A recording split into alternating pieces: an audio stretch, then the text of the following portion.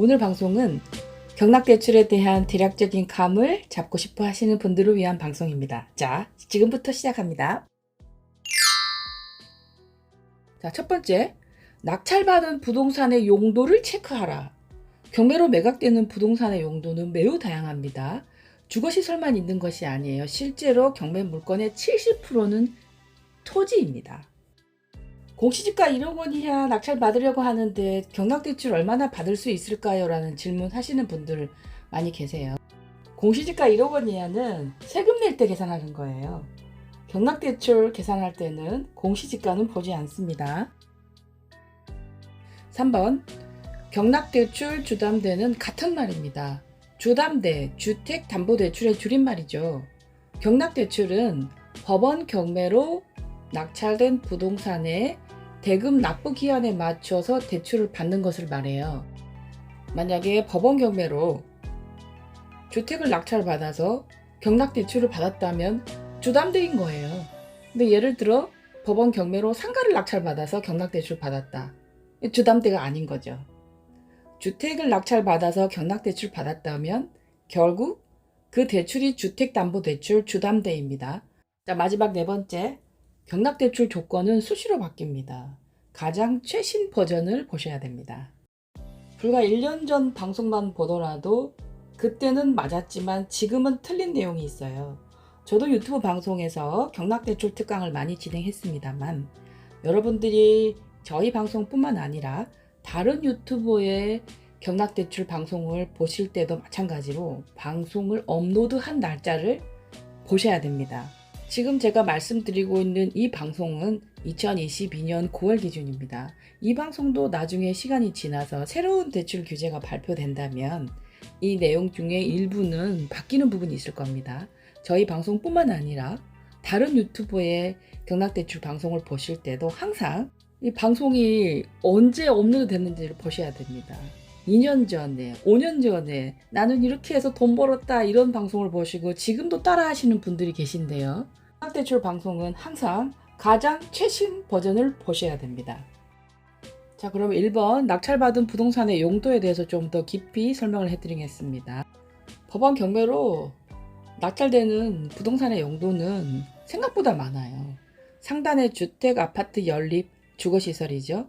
그 밑으로 근린 업무시설, 공장, 숙박시설, 부동산까지 총 9개의 부동산의 용도로 나눠지고 그 세부적으로 봤을 때는 근린만 해도 폐차장, 병원, 어린이집, 연구소, 레포츠시설, 여객시설, 백화점 등 부동산의 용도는 생각보다 많아요.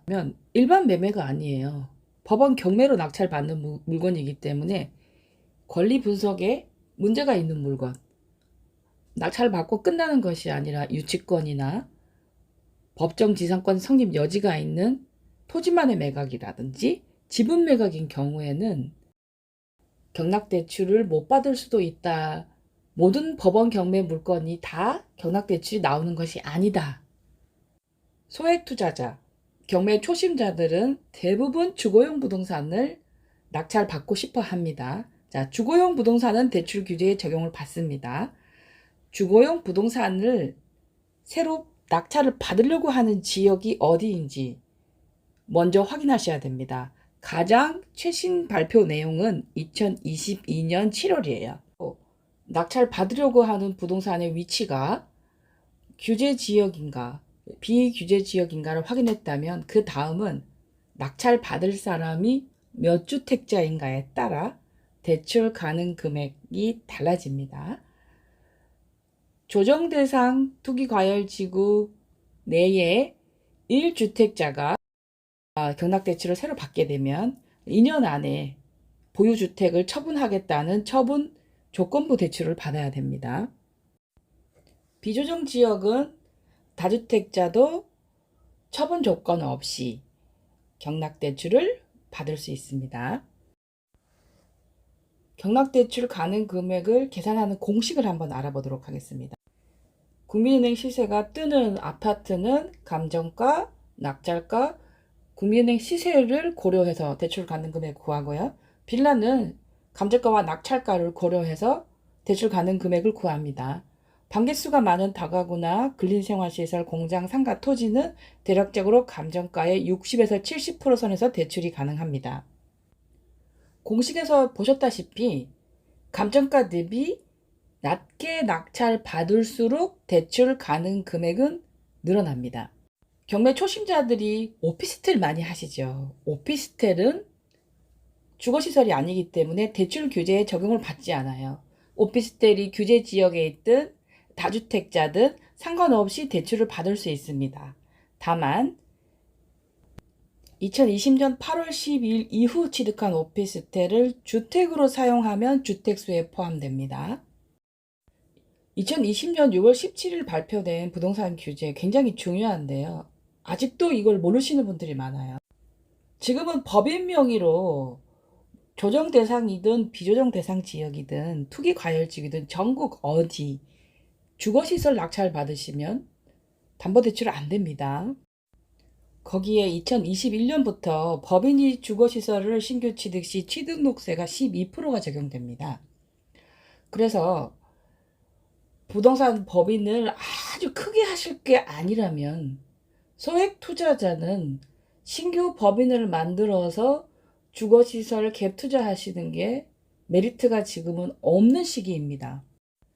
대출을 받으려면은 신용등급이 나이스 기준으로 7등급 이내에 들어야 돼요. 그런데 내 신용등급을 어떻게 알지?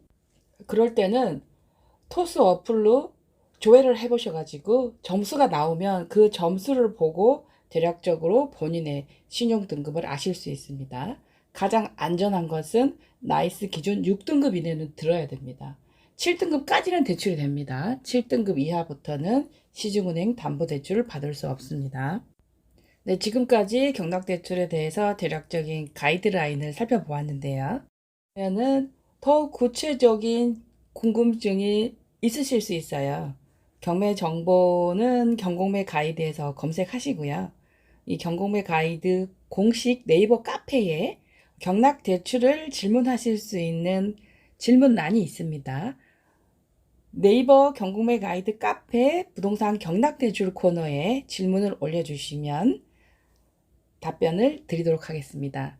유튜브 방송에서 댓글로 질문 주시는 분들 간혹 계신데요. 죄송하지만 유튜브 방송 댓글에서는 경락대출 질문에 대해서 제가 답변을 드릴 수 없다는 점, 질문 있으신 분들은 네이버 카페 경락대출 코너에 글을 올려주시면 답변을 드리겠습니다. 감사합니다.